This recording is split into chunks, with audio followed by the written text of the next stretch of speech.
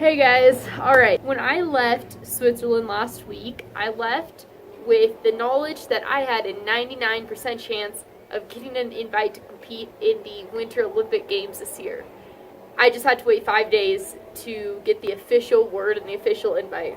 So I came home, 5 days went by, and today I got the news that the 1% chance happened, and I didn't get a spot in the Olympics.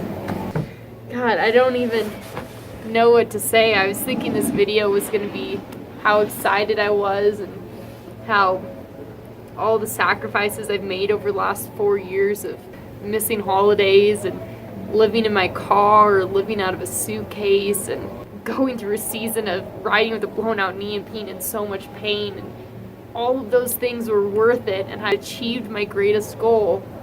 But now this is a different video. I don't know what I feel right now. I can't tell you that I'm angry or I'm sad because I just feel empty. I've been working towards this great goal every day for the better part of 4 years, and now the goal is gone and there's no closure. I just didn't get it. There's a lot of things that I could dwell on, like all the times the judges scored me unfairly, and I had coaches of other athletes coming up to me after the event saying that they for sure thought I'd beat their athlete, and they were really shocked when the scores came out. How if those had changed, if I'd been 2 places higher at each event, I'd be preparing to go to the Olympics right now. I can think about how I'm riding half pipe better than I ever have in my life. I've made so much progress in the last couple weeks, and I've done it with a blown out knee. So had I not blown my knee out, I could have achieved something even greater, maybe. There's just so many things I could dwell on, and it's not healthy, and it's not going to help the situation. I don't know what to feel. There's not many people that can really give me words of comfort or advice in this situation, because not many people have been in the situation where they were 1 spot out of the Olympics thinking that they'd end up getting a spot and then not. I've had this heavy goal at the front of my mind every day when I've woken up. I need to go out and work on this trick, work on amplitude, work on this or that, and I've had this drive, and now without the Olympics in sight, I don't know. I wouldn't have gotten out of bed this morning if it wasn't for my YouTube channel. I had no reason to get out of bed. There's nothing I needed to work on or needed to do. And then I thought, okay, I can go make a tutorial video on the mountain. So I got up and went and did that, or tried. My knee freaked out when I tried to ride, so I didn't get to film that anyways. But really, this YouTube channel is the reason I have to get out of bed and keep moving on and not just kind of drown myself in sorrow. And I can't, like, okay, on one side I'm so upset and it's like the unthinkable, and I'm super bummed and feeling bad for myself. But on the other hand, I've had an amazing experience over the last 2 years going to the qualifiers. I've been to Japan and China and South Korea and Switzerland and different parts of the US and New Zealand. Like, I've been all over the world, and the reason I started snowboarding 7 years ago was because I wanted the chance to see the world. So I've done that, and I don't get the glimmery gold star of going to the Olympics this year, but I've been to 4 continents, and I've made friends all over the world, and I've seen things I never would have seen. I ate Korean barbecue in Korea. I went to the Great Wall of China.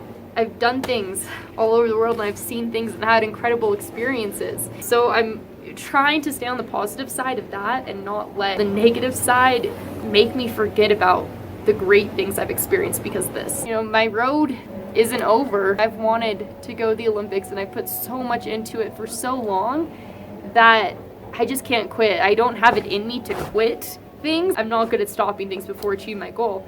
So now it just means I have 4 more years of training to get to the Beijing Games in 2022, which wasn't part of my original plan. I wanted to go to this Olympics and then be able to just fully spend my time filming and doing backcountry and just exploring mountains and not riding pipe every day. I've showed you in the vlogs the positive side of everything I'm doing, and I've tried to keep it pretty emotion free. Hey, today's practice day. I worked on this. Oh, today's competition day. This is how it ended up.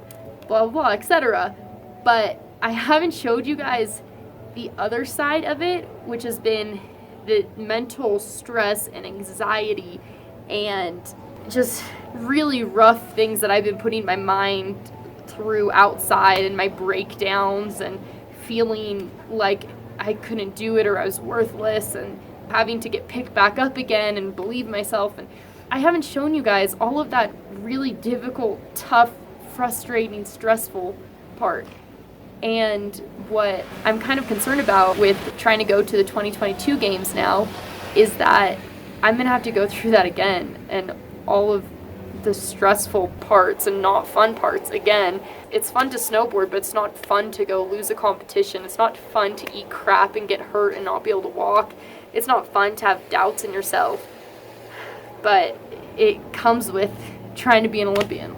This isn't something that I would recommend the average person put themselves through. It's not easy. I don't really have a choice because I don't want to quit this thing yet. So got 4 more years of training, and I'm going to go to Beijing being middle top of the pack, not bottom of the pack. The one thing that's unfortunate is that I did not like the pipe in China, and I really liked the pipe in Korea, so I was really excited to go back to the pipe in Korea. Not excited to go back to the pipe in China, but I don't have a choice now. I'm just going to have to deal with it and do the best I can, keep my head up, and keep focusing on getting better. I made so much progress the last 2 weeks of snowboarding right before going to Switzerland and going to Aspen, and so if I can keep moving on with that progress and keep taking steps forward that way, I feel like my snowboarding is going to be in a really good place 4 years from now. I'm just going to have to stick with it and deal with this loss the best I can. Thank you all for being part of the journey. The worst part is I feel like I've disappointed the people who have stood behind me and supported me over the years. You know, I'm bummed for myself, but I feel like I've disappointed other people, and that's the hard part. So I hope you people who have loved and supported me keep staying by me and stay with me for the rest of this journey. Sorry. I don't know what else to say. Thanks for being here, and I hope you stick with me because there's more to come. I may have lost this fight, but I've not lost the battle. I'm not done yet. I've got a lot more to give. Alright guys, thanks for watching. Thanks for being part of the family. See you guys next time.